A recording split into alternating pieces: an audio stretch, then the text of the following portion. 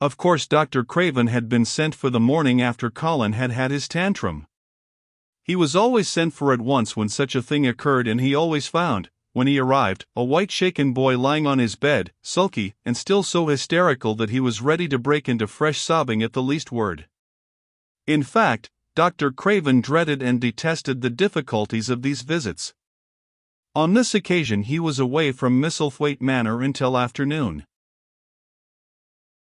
"How is he?" he asked Mrs. Medlock rather irritably when he arrived. "He will break a blood vessel in one of those fits some day. The boy is half insane with hysteria and self-indulgence." "Well, sir," answered Mrs. Medlock, "you'll scarcely believe your eyes when you see him. That plain sour-faced child that's almost as bad as himself has just bewitched him. How she's done it there's no telling. The Lord knows she's nothing to look at, and you scarcely ever hear her speak, but she did what none of us dare do. She just flew at him like a little cat last night, and stamped her feet and ordered him to stop screaming, and somehow she startled him so that he actually did stop, and this afternoon, well, just come up and see, sir. It's past crediting." The scene which Dr. Craven beheld when he entered his patient's room was indeed rather astonishing to him. As Mrs. Medlock opened the door he heard laughing and chattering. Colin was on his sofa in his dressing gown, and he was sitting up quite straight looking at a picture in one of the garden books and talking to the plain child, who at that moment could scarcely be called plain at all because her face was so glowing with enjoyment. "Those long spires of blue ones, we'll have a lot of those," Colin was announcing. "They're called delphiniums. Dickens says they're larkspurs made big and grand," cried Mistress Mary. "There are clumps there already." Then they saw Dr. Craven and stopped. Mary became quite still and Colin looked fretful. "I am sorry to hear you were ill last night, my boy," Dr. Craven said a trifle nervously. He was rather a nervous man. "I'm better now, much better," Colin answered, rather like a Raja. "I'm going out in my chair in a day or two if it is fine. I want some fresh air." Dr. Craven sat down by him and felt his pulse and looked at him curiously. "It must be a very fine day," he said, "and you must be very careful not to tire yourself." "Fresh air won't tire me," said the young Raja. As there had been occasions when this same young gentleman had shrieked aloud with rage and had insisted that fresh air would give him cold and kill him, it is not to be wondered at that his doctor felt somewhat startled. "I thought you did not like fresh air," he said. "I don't when I am by myself," replied the Raja, "but my cousin is going out with me." "And the nurse, of course," suggested Dr. Craven. "No, I will not have the nurse," so magnificently that Mary could not help remembering how the young native prince had looked with his diamonds and emeralds and pearls stuck all over him and the great rubies on the small dark hand he had waved to command his servants to approach with salams and receive his orders. "My cousin knows how to take care of me. I am always better when she is with me. She made me better last night. A very strong boy I know will push my carriage." Dr. Craven felt rather alarmed. If this tiresome hysterical boy should chance to get well, he himself would lose all chance of inheriting Misselthwaite, but he was not an unscrupulous man, though he was a weak one, and he did not intend to let him run into actual danger. "He must be a strong boy and a steady boy," he said. "And I must know something about him. Who is he? What is his name?" "It's Dickon," Mary spoke up suddenly.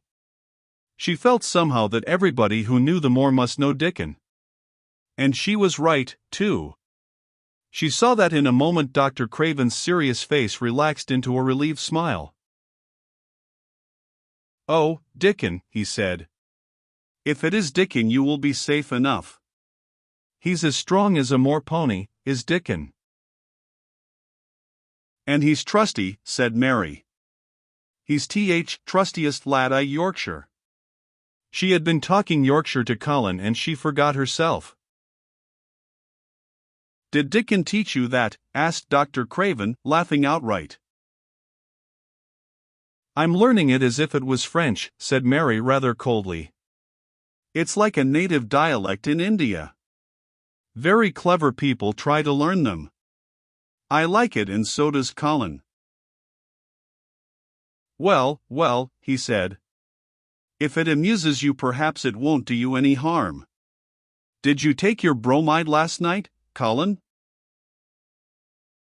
"No," Colin answered.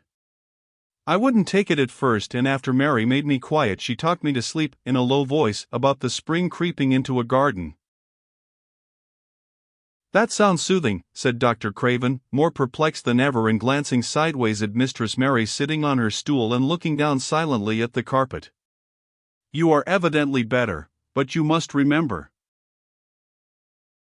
"I don't want to remember," interrupted the Rajah, appearing again. "When I lie by myself and remember I begin to have pains everywhere and I think of things that make me begin to scream because I hate them so. If there was a doctor anywhere who could make you forget you were ill instead of remembering it, I would have him brought here." And he waved a thin hand which ought really to have been covered with royal signet rings made of rubies. "It is because my cousin makes me forget that she makes me better." Dr. Craven had never made such a short stay after a tantrum. Usually he was obliged to remain a very long time and do a great many things. This afternoon he did not give any medicine or leave any new orders, and he was spared any disagreeable scenes.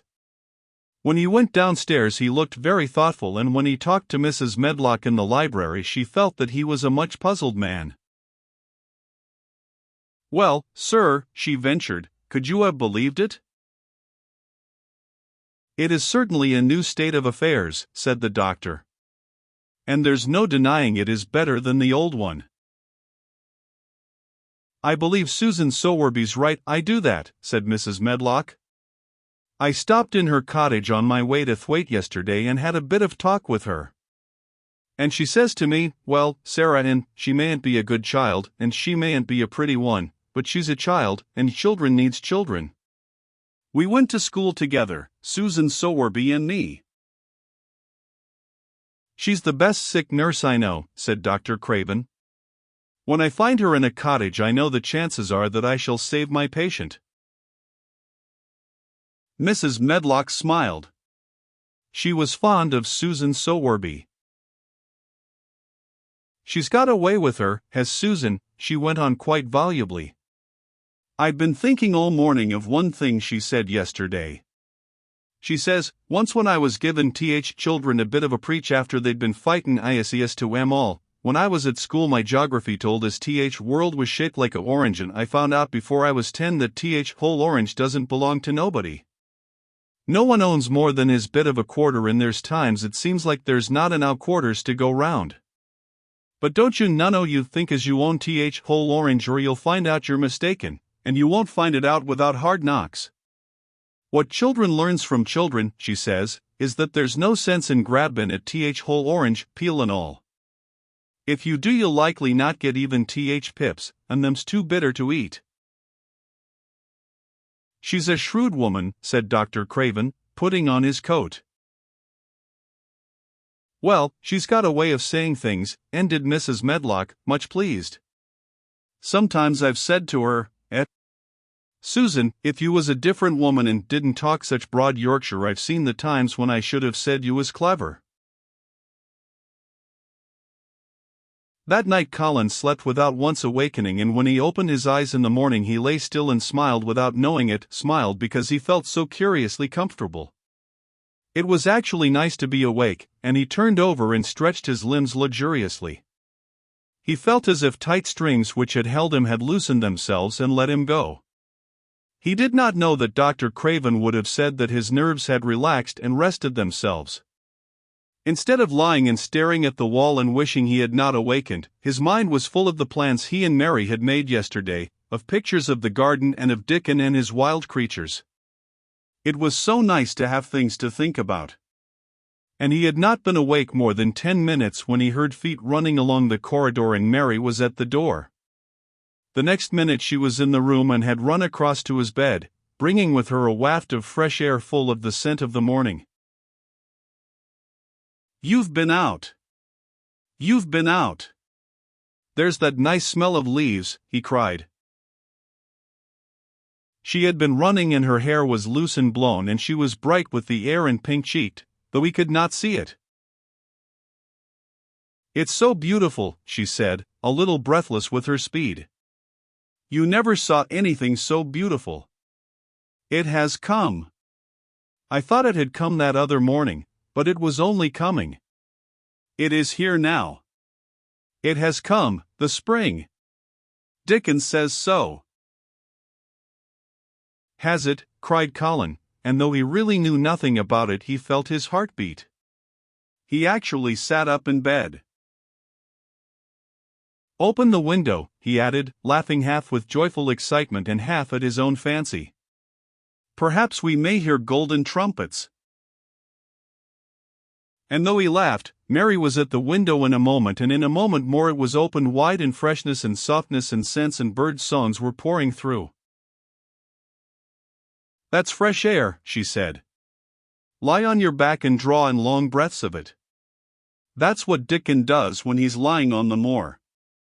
He says he feels it in his veins and it makes him strong and he feels as if he could live forever and ever. Breathe it and breathe it." She was only repeating what Dickon had told her, but she caught Colin's fancy. "Forever and ever.